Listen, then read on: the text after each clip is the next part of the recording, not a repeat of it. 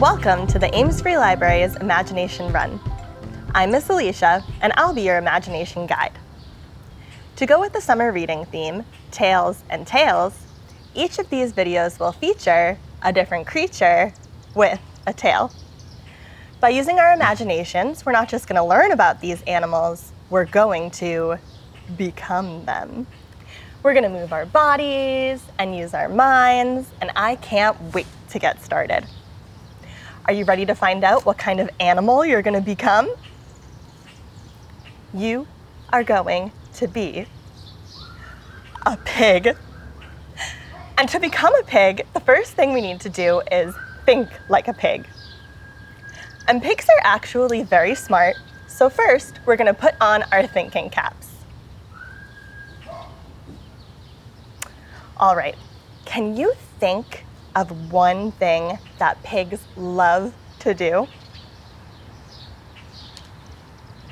Pigs love to eat. And I love to eat too, so I think this is going to be a pretty easy transformation. To think like a pig, we are going to do an eating meditation. And for that, I'm going to sit down on the ground.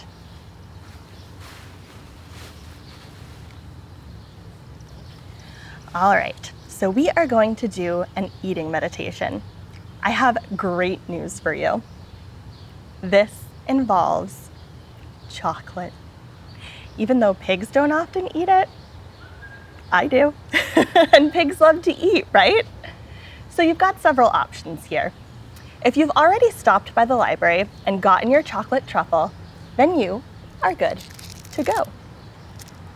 If not, you can pause the video now and come and stop by the library in the children's room, and the children's librarian will give you a chocolate truffle.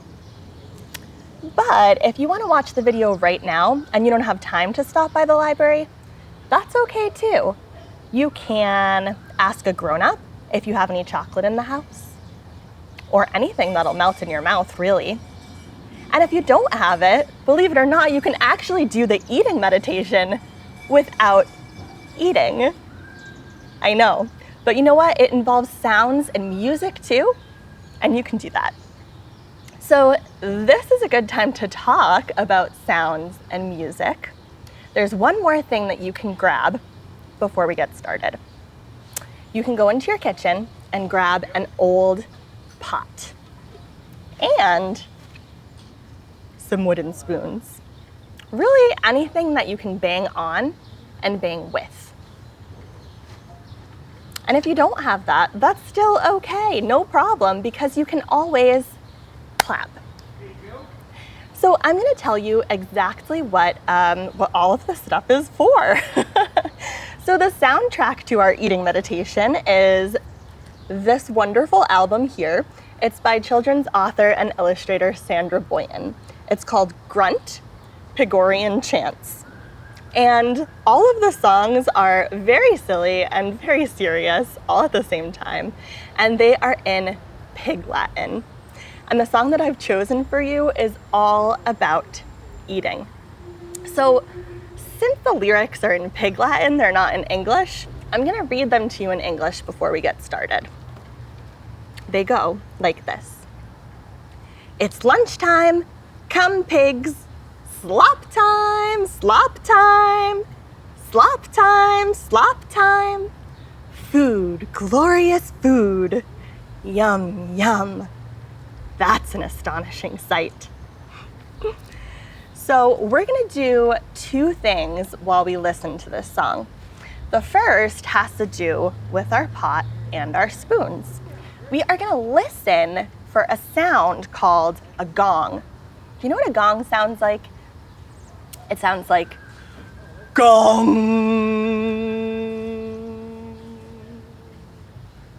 And what you're going to do is you're going to try to match your movements to that gong sound. So put up your sticks and I will show you what I mean. Ready? 1, 2, 3. Gong. Or if you're clapping, it's going to go a little something like this. Gong. And then the second thing we're gonna do is eat that chocolate. And that's gonna happen after all of the gongs sound. There are 12 of them, so much fun. So I'll show you what to do, but don't do it yet, okay? After all of the gongs, you are gonna get out your chocolate truffle. You're gonna unwrap it. You're gonna hold it in your hand and give it a good sniff. And smell that chocolate, but not yet. And then you're gonna pop it in your mouth. But this is the biggest, most important part. When you put that chocolate in your mouth, you're not gonna bite it and you're not gonna chew it. You're just gonna let it melt on your tongue, because this eating meditation is all about patience and going slow and just enjoying the moment. All right, so now that you know what to do, and you can always watch me when we do this too, so you don't have to remember it all. But now that you know what to do, I'm gonna have you get out your spoons or your sticks and get ready, and we are gonna listen for that song to play. Here we go.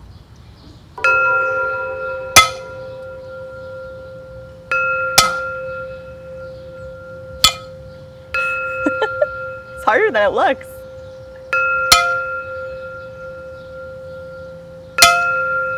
Good one.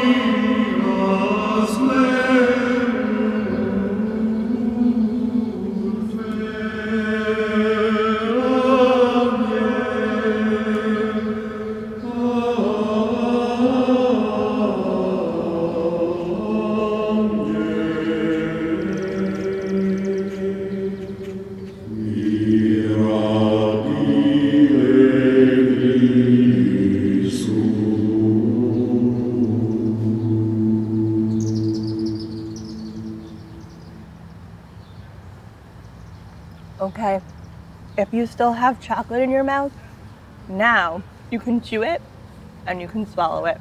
Here we go.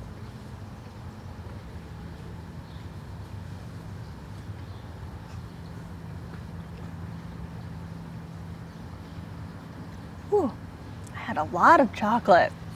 It was really good, that chocolate truffle. How was yours?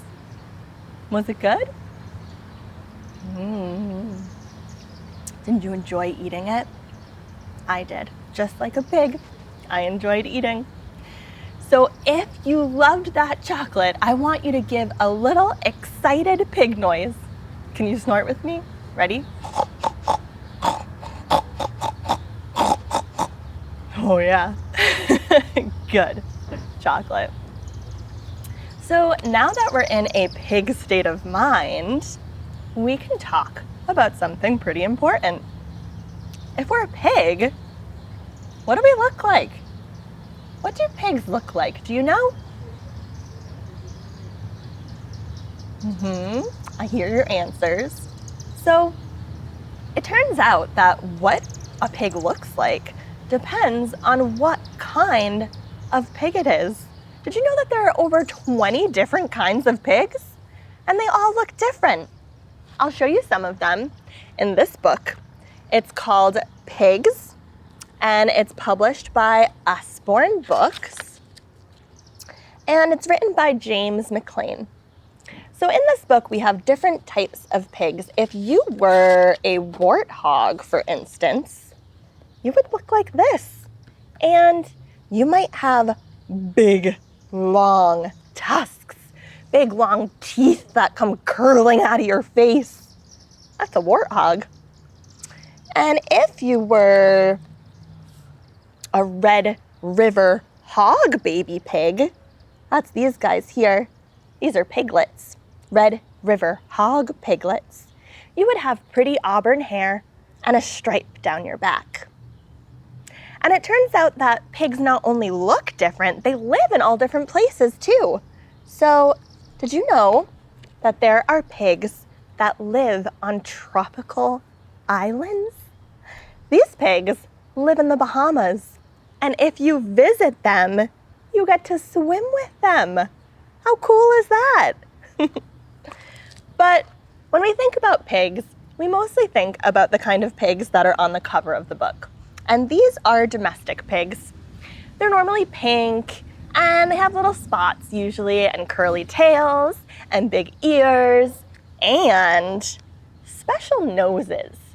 These noses that they have here are called snouts, and they have very strong, powerful noses. So let's stand up and we can talk some more about their powerful snouts.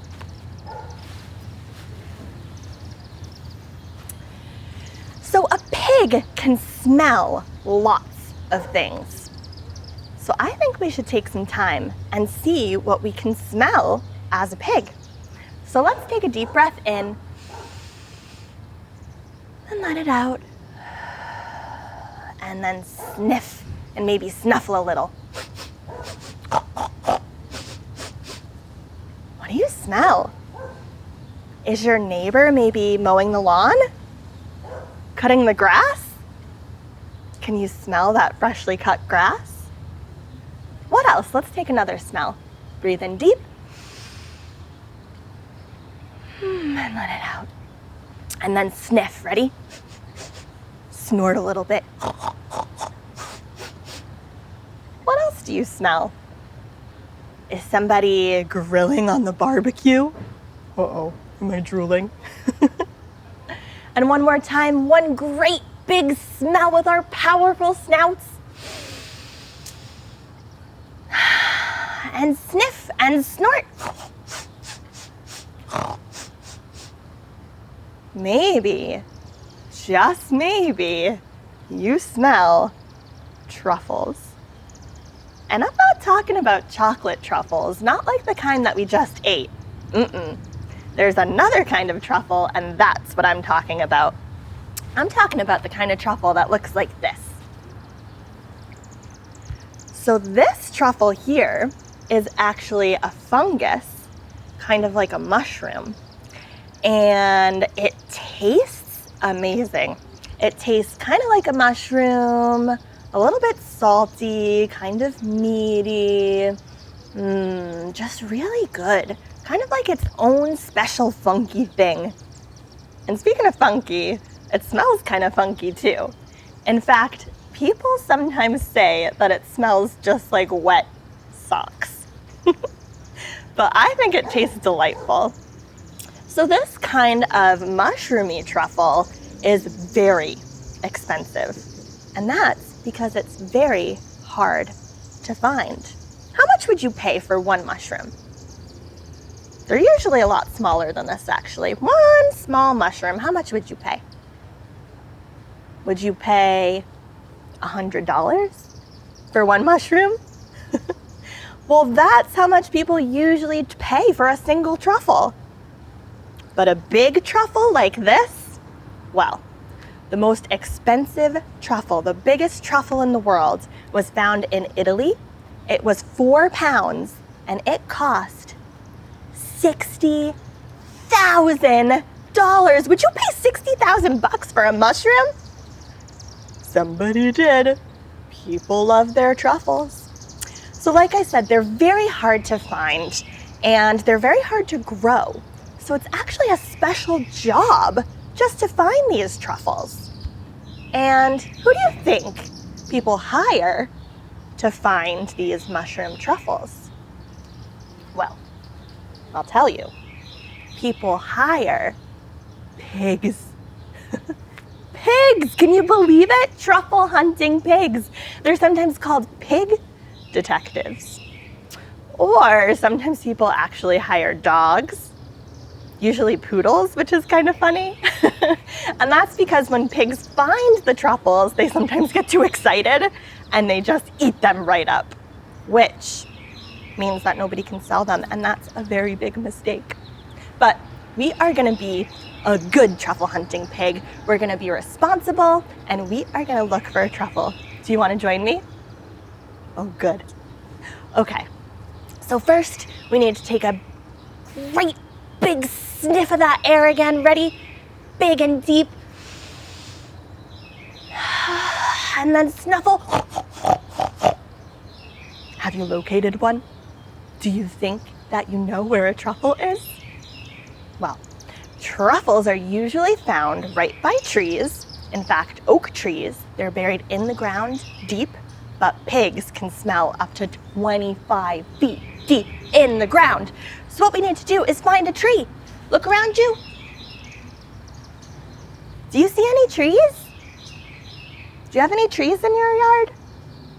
I don't have any trees in my yard. Lots of plants, but no trees. So what I'm gonna do is pretend to be a tree. Would you like to be a tree with me? Okay. So we're gonna reach up to the sky. Oh, as tall as you can reach up. Get those branches swaying in the breeze. You make a sound like the wind.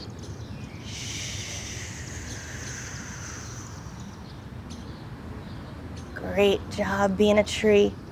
All right, now we're gonna be a pig again, that truffle hunting pig, and we're gonna run towards that tree.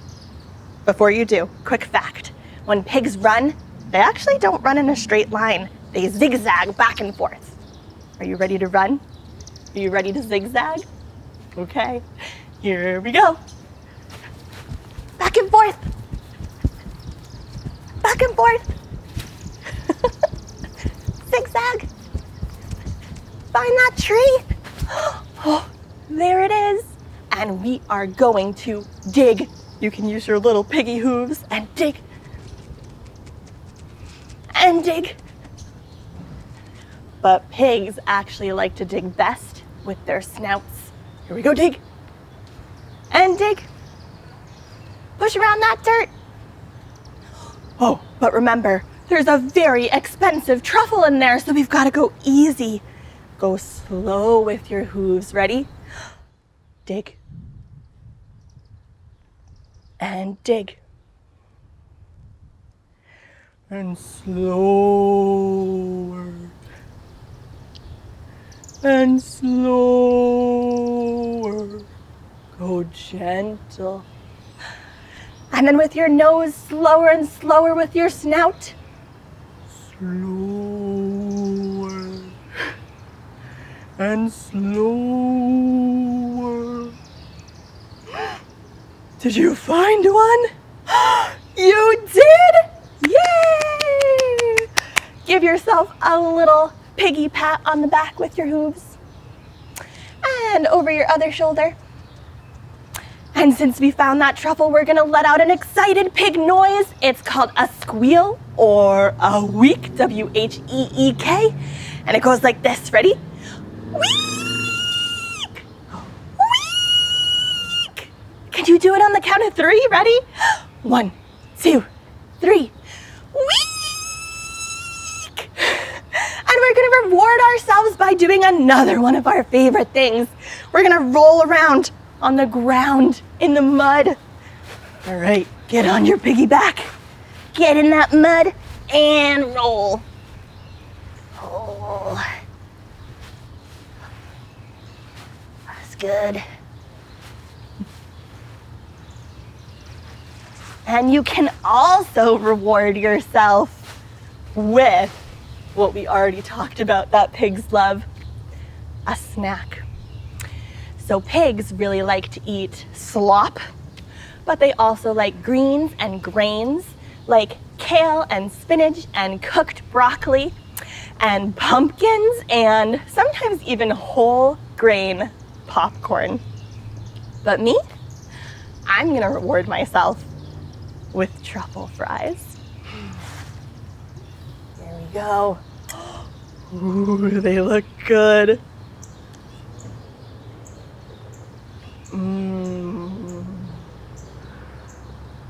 Good truffle.